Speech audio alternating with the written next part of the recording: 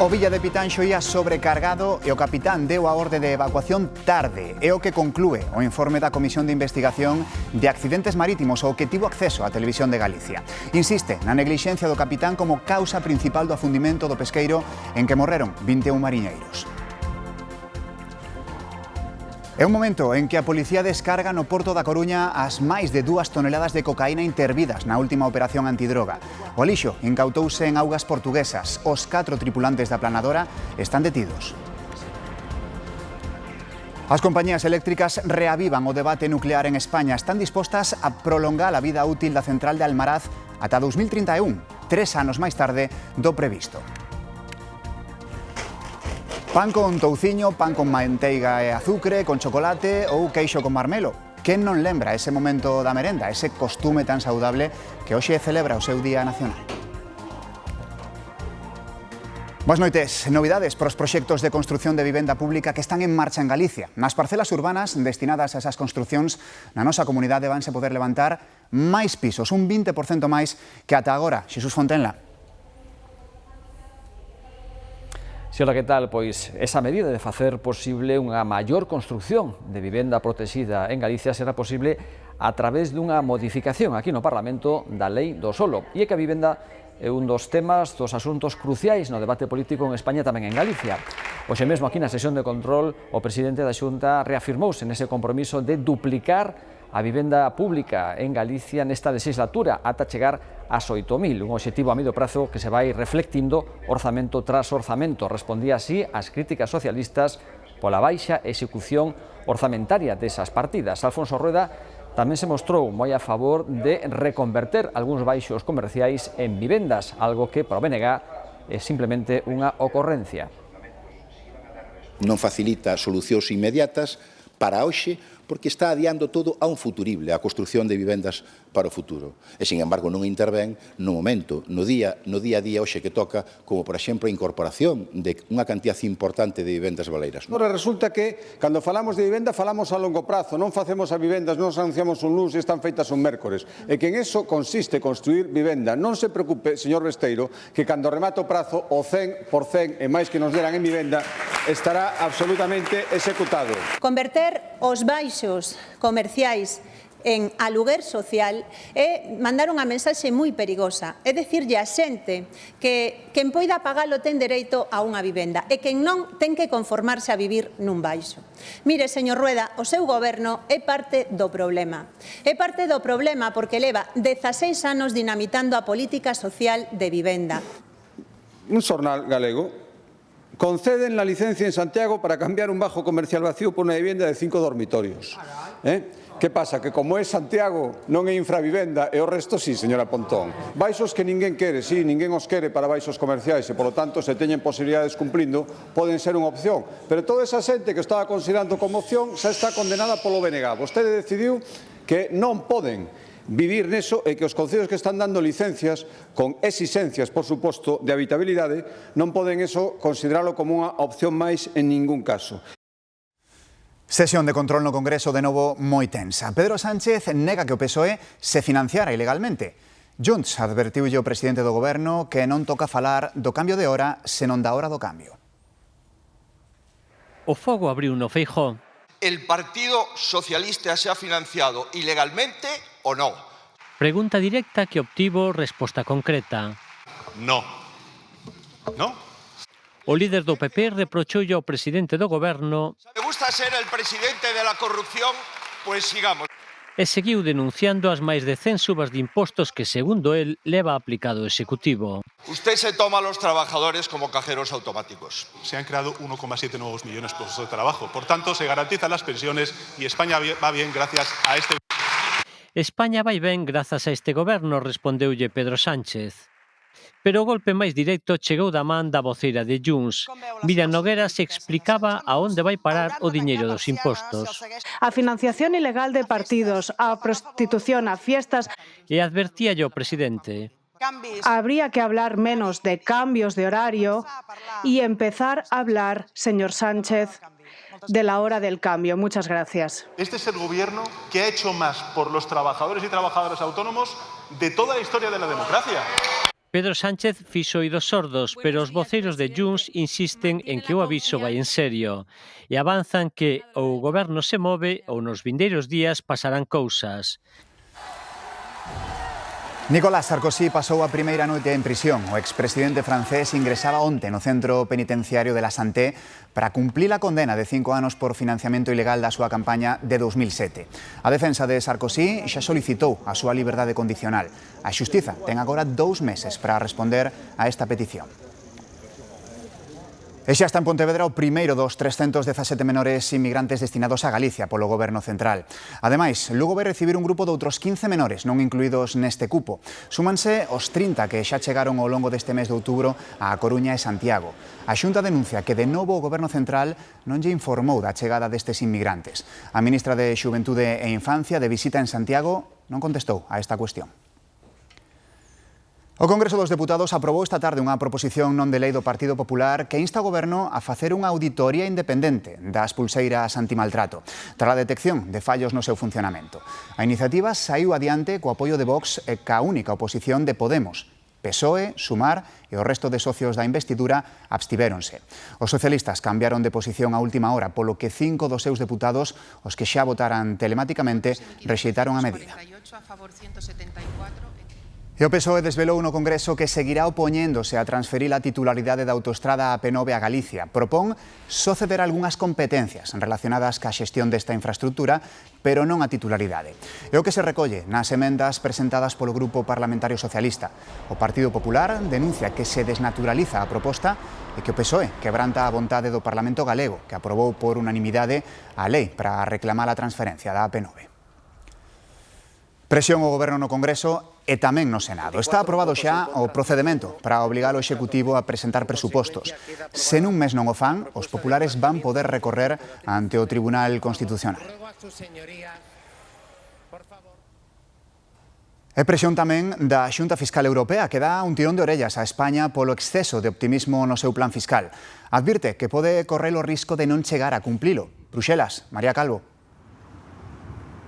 Mentres o Goberno calcula un crecemento medio do PIB do 1,7% ata o 2031, Bruxelas reduceu a 1,3%. Tamén discrepa sobre o crecemento potencial e alerta de que España confía demasiado no impacto da inmigración para manter o equilibrio fiscal. A Xunta Fiscal Europea ve ambición, pero advirte que sen orzamentos aprobados e cun escenario incerto, o compromiso podería ser insuficiente para garantir a sustentabilidade das contas públicas a longo prazo. Ademais, cuestiona que a Comisión Europea non abrirá a España o procedemento por déficit excesivo, malia superar o límite do 3% do PIB en 2023, o que considera un uso discrecional das novas regras fiscais.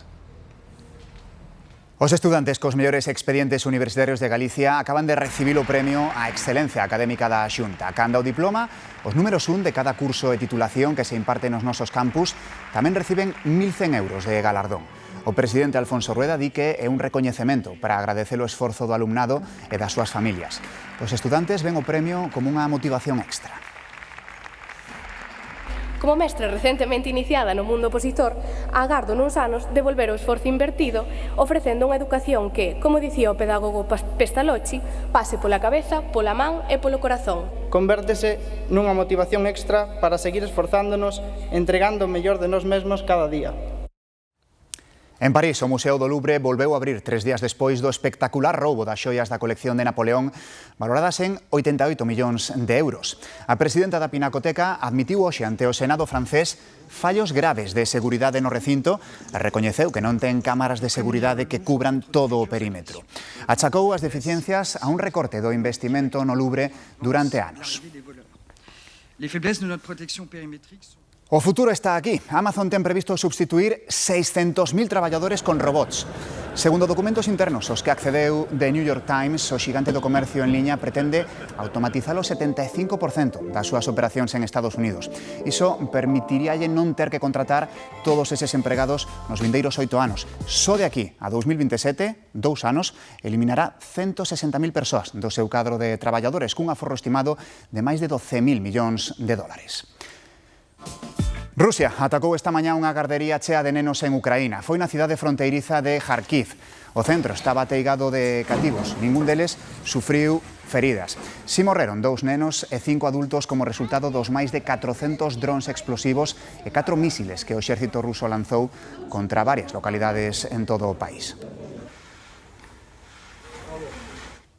Falamos agora de recibos que preocupan os veciños. Os concellos teñen 3 anos para adaptarse a unha normativa europea que di que non poden cobrar polo servizo de recollida do lixo menos do que lles custa a eles.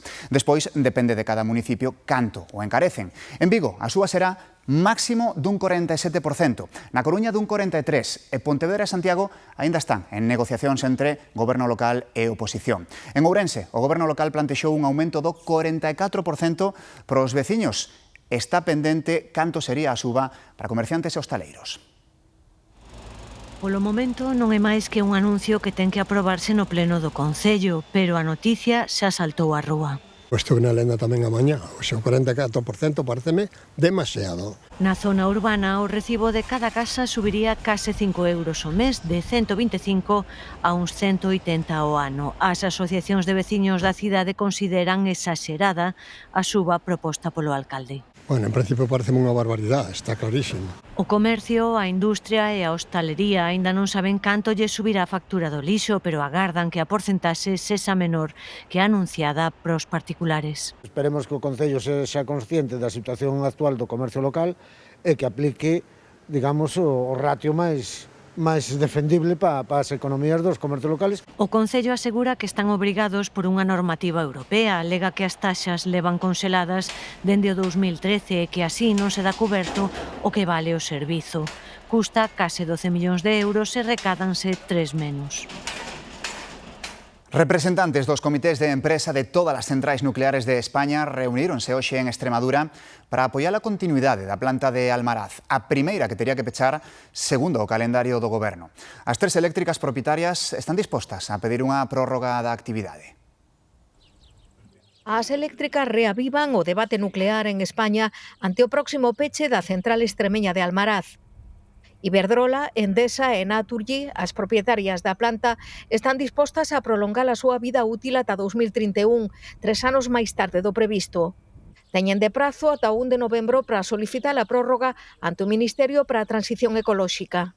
Y es lo que les instamos que hagan cuanto antes, que pidan esa solicitud formal al Ministerio para garantizar la continuidad de Almaraz y ganar tiempo para poder negociar la continuidad de todo el parque nuclear más allá de los años 27 y 35.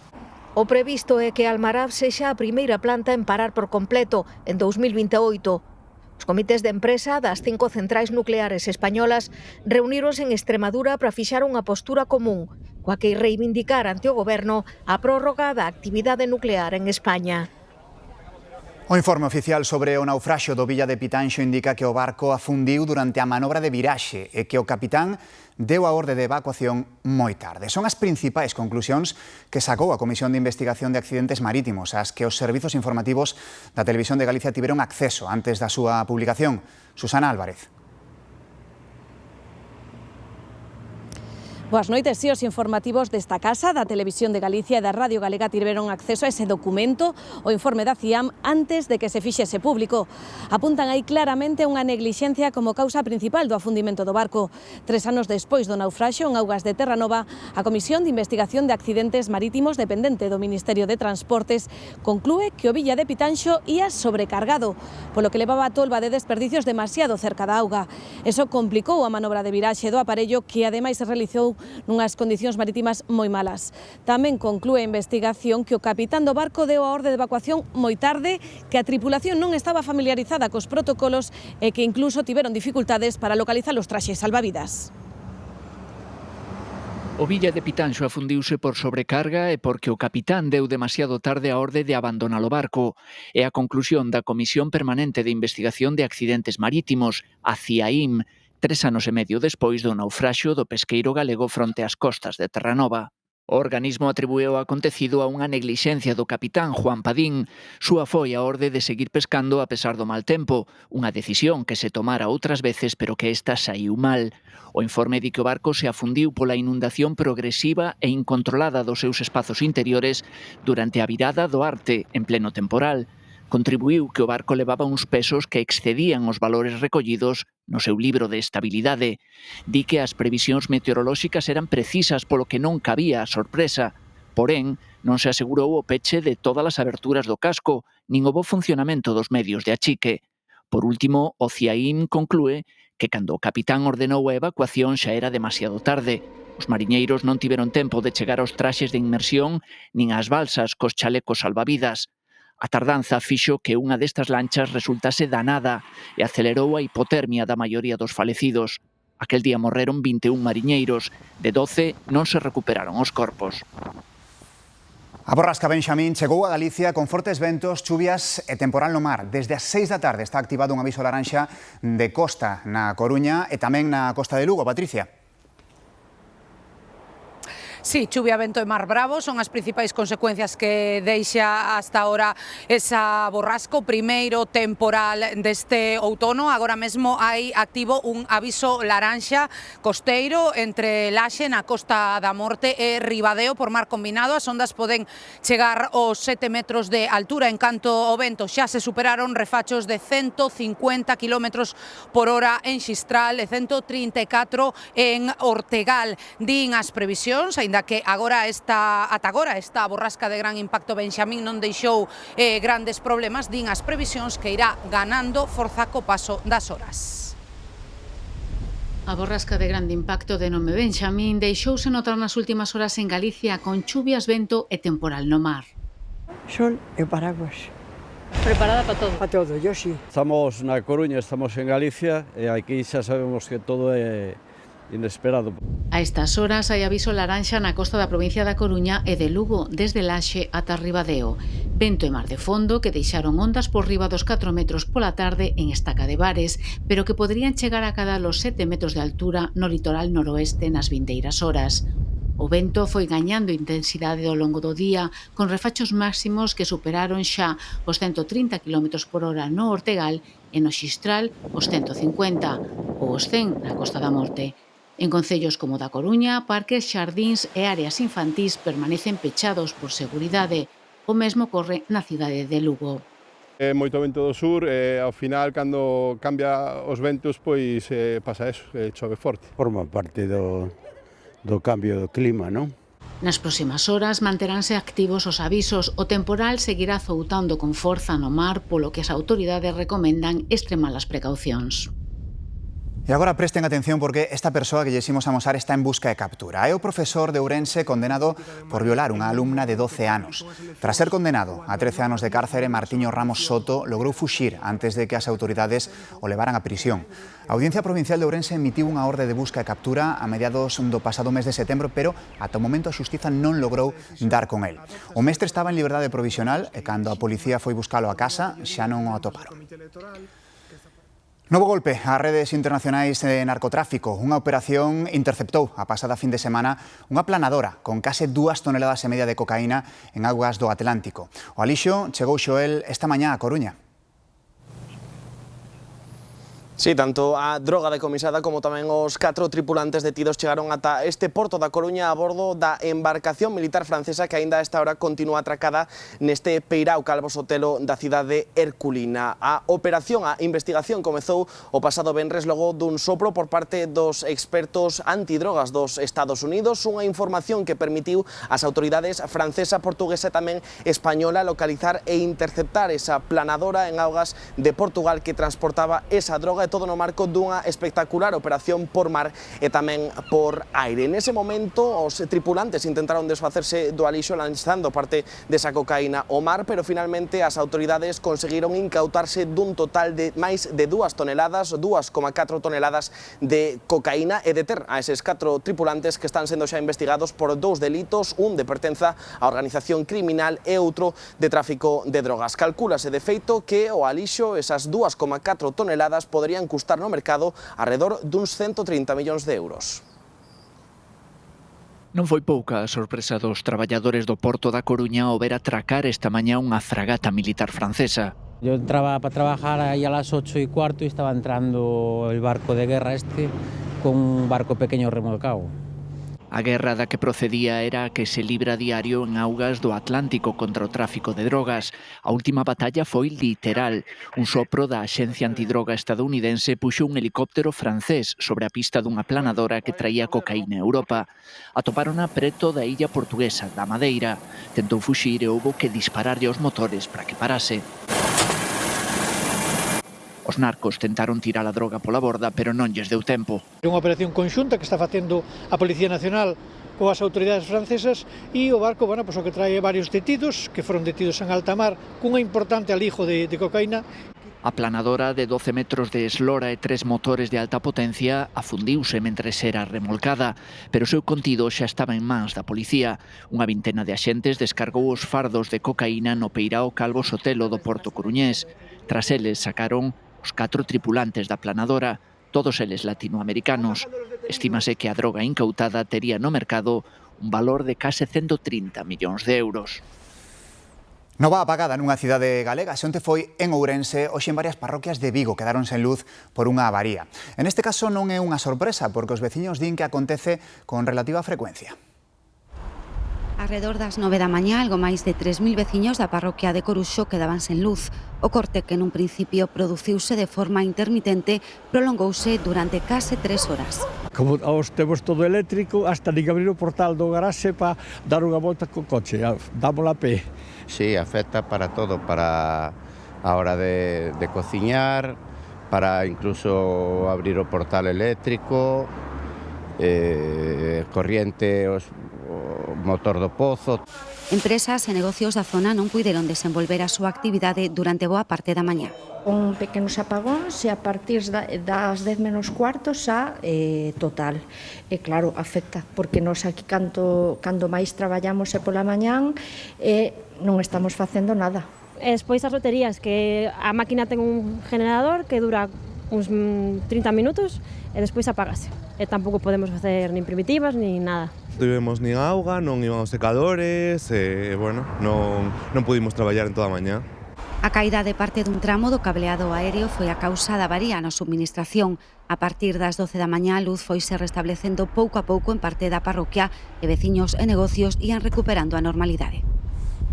Un incendio nun ximnasio dos Rosales na Coruña deixa unha persoa ferida. O lume comezou a raíz dunha explosión que se orixinou a primeira hora da tarde, cando a encargada da limpeza, a única persoa presente no local, enchufou unha máquina limpadora. Foron uns veciños os que deron a voz de alarma ao ver o lume no interior.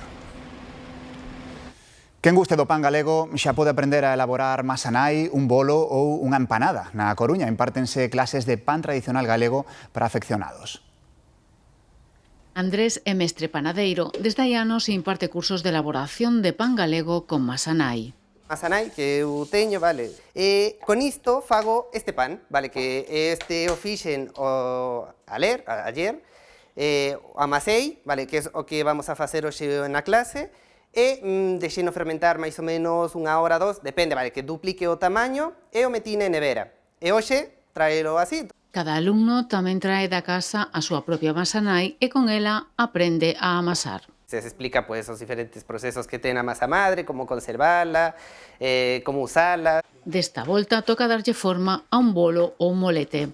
Hoxe vamos a falar do índice do panadeiro, vale? E por porcentaxes, para calcular as recetas, vale? Vamos a ver as diferencias de fermentación que tenen os diferentes panes. Andrés pon en valor a recuperación e mantemento da panadería artesanal. Cando falo cos alumnos, sí que me di en plan, es que eu normalmente compro pan industriais porque é máis barato que comprarlo artesanalmente. Entonces, o que eu trato de explicarles neste curso é justamente o contrario, o sea que é un pouco máis caro comprar o pan artesanal, pero ao final estás invertindo na saúde. Empanada de mexillóns con ovo será a aprendizaxe da próxima semana. O pan, fundamental na xornada que se celebra hoxe, o Día Nacional da Merenda. Quixemos facer unha viaxe no tempo a través do padal e da memoria. Dende o pan con touciño das aboas ata os snacks modernos diante dunha pantalla, a merenda foi e segue a ser moito máis ca un simple bocado entre comidas. É o momento máis máxico do día. A merenda sabe a infancia, a tardes de xogos e tamén de traballos. Comía un chourizo, un cachiño de carne, O que había, que é o que se comía antes, e unhas castañiñas. Hai 40 anos as merendas eran sinxelas pero feitas con agarimo. O pan era o rei da casa e todo o que o acompañaba era ben recibido. Dabanche un trozo así de queixo e con unha pouco mantequilla e o pan puñelo tú e fora. E te daba que pan, para merenda. E ás veces podes ir unha para cena, se cada tamén. E caldo. Caldiño que facía miña nai. A min demos a buxo o touciño, O que pasa é que hai que comer pouco. Esta sintonía chamaba polos nenos dos 80 e 90. Era a hora da merenda. Ao par, a publicidade comezaba a marcar tendencia e a merenda tamén era cancións e marcas. Cando era pequena, o bocadillo de nocilla, que estaba buenísimo, o tulipán, que viña no avión. Vamos a hacer otra prueba con tulipán. E cando ibas á aldea, os chorizos, o xamón. E unhas galletas que me dá a miña nai as dinosaurio de toda a vida. La galleta gigante de cereales que alimenta a lo grande. Se podía levábamos ao cole e despois tamén comía tarde de postre na cena. Intentaba roubar tamén. Hoxe as merendas son rápidas, snacks envasados, bebidas enerxéticas, unha mini pausa adaptada ao ritmo frenético dos máis novos. Sándwich e fruta, máis un zumo. Depende do que queira tamén. Un bocadilliño e unha fruta. E agora que estou indo máis ao gimnasio tamén un batido de proteína. Lo comen todo estilo americano, cousas con salsas e eso. Era moito mellor comer un bocadillo con xamón ou con queixo. Sexa con touciño, yogur ou un snack, o importante da merenda é o que nos une a pausa e o compartir. Aniversario do nacemento de Robert Capa, o fotorreporteiro máis famoso en canto ás guerras se refire. Aínda que debería falar en plural, porque Robert Capa era o pseudónimo empregado por unha parella, Gerda Taro e Endre Erno. Imos seleccionar 3 imaxes de Capa e permitímonos a licenza de animar con inteligencia artificial eses 3 momentos da historia. A máis coñecida, o miliciano caído. Non se sabe quen a sacou dos dous mesmo. Hai quen di que o miliciano estaba posando. Por certo, 70 anos despois, aparecerá un tesouro desta época de Capa en España. Esa maleta, a chamada maleta mexicana, con 4.500 negativos. Maio do 37, seguinte imaxe, veciños de Bilbao fuxen das rúas durante un bombardeo aéreo. Sicilia, 1943, un granxeiro local dá indicacións a un soldado norteamericano. E a última da nosa selección, o desembarco de Normandía, xuño de 1944. Só se conservan 11 fotos das 106 que fixeron ese día D, porque un técnico queimou, a maioría secando os negativos. Os dous, por certo, morreron traballando. Ela atropelada por un tanque. El pisou unha mina. O seu lema era: se as fotos non son boas abondo, é que non estás cerca abondo. Boas noites.